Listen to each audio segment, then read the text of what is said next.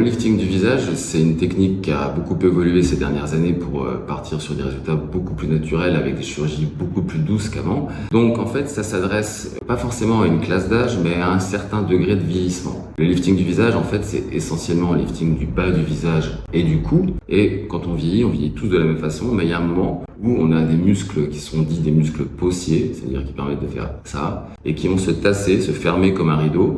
Et en fait, c'est ça qui va poser l'indication du lifting. Donc schématiquement, ça va être entre 50 et on va dire 80 ans si on veut, à partir de 50 ans, mais on a des patientes suite à des amaigrissements ou des patientes selon leur âge génétique qui présenteront une indication au niveau de leur cou plus jeune que 50 ans. Donc en fait, c'est pas forcément une question d'âge, c'est une question en fait de degré de vieillissement.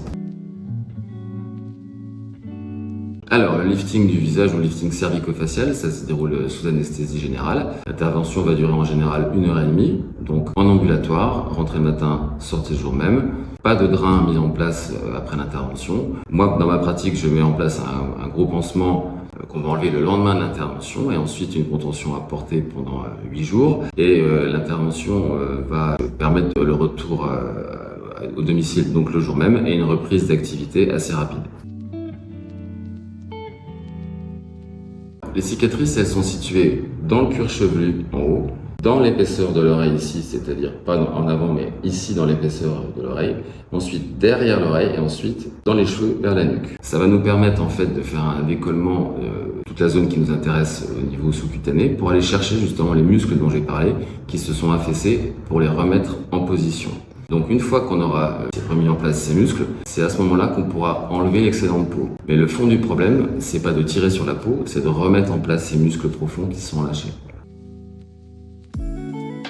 Alors les risques et complications d'un lifting, comme toute chirurgie, ça va être l'infection, c'est très rare mais ça peut arriver. Un saignement post-opératoire, comme on a un décollement assez important, ça va faire un hématome, donc une hémorragie interne. Et ça, on fait en sorte que ça n'arrive pas puisqu'on opère les gens avec une tension proche de leur tension normale. Mais des fois, on peut avoir des imprévus. Et ça nécessite une réintervention. Les complications spécifiques au lifting cervico-facial, ça va être la nécrose cutanée. C'est-à-dire que quand on fait un décollement assez important, l'anatomie fait que la peau va rester vascularisée. Il y aura suffisamment de sang. Mais chez quelqu'un, par exemple, qui est diabétique, qui fume surtout, le risque d'avoir une nécrose est plus important parce qu'il y a moins d'apport sanguin dans la peau. Donc ça, c'est important, c'est-à-dire qu'une patiente qui est fumeuse, on va pas lui faire un lifting, il faut qu'elle arrête avant, il faut qu'elle arrête après. Les autres complications qu'on peut avoir et qui sont décrites dans la littérature, ça va être une lésion du nerf facial, une lésion des éléments nobles, c'est-à-dire le nerf facial, le canal de sténon de la parotide, l'artère carotide, la jugulaire interne. Tout ça, c'est écrit, ça peut faire peur aux gens, mais en fait, c'est comme tout, quand on fait une intervention fréquemment, c'est des complications qui n'existent pas, puisqu'en fait, on maîtrise son sujet et on connaît l'anatomie.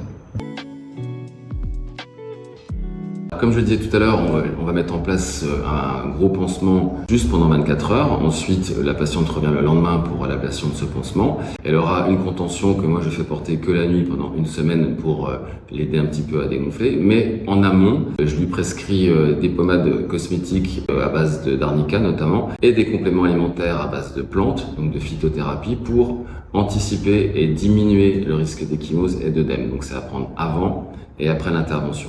Et ça marche très très bien. Donc ce qui fait qu'en moyenne, sur un lifting cervico-facial classique sur une patiente qui n'a pas de facteur de risque, on a en règle générale une reprise d'activité qui est possible dès 8 jours.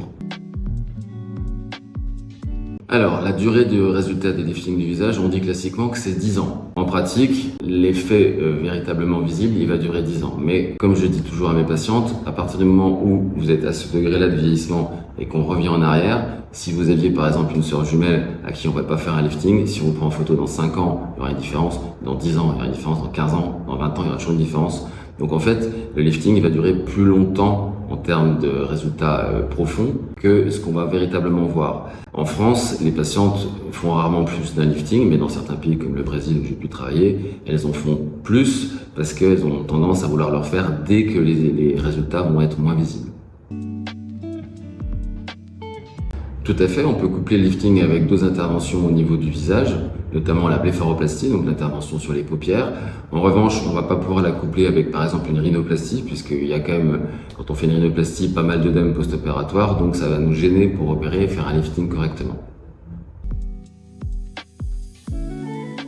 Oui, justement, le but, c'est que maintenant, ce qu'on souhaite, c'est un résultat qui soit vraiment naturel. C'est rendre la patiente pas forcément plus jeune, même si ça va être le cas, mais l'aider à mieux vieillir. Parce que souvent, en fait, il y a un décalage entre des gens qui sont hyper dynamiques intellectuellement et qui ont un visage qui va vieillir. Donc, le but, c'est de trouver cette concordance entre l'état d'esprit et le miroir, en fait, qui va renvoyer l'image à la patiente. En revanche, il y a une chose aussi qu'il faut écarter, c'est que les résultats caricaturaux et tout ça, on peut voir dans les médias et les réseaux sociaux, c'est plus souvent le fait de médecine esthétique, avec des techniques qui sont justement pas adaptées au degré de vieillissement, où on va beaucoup gonfler les gens, ce qui donne par exemple le syndrome de pillow face avec des visages hyper gonflés.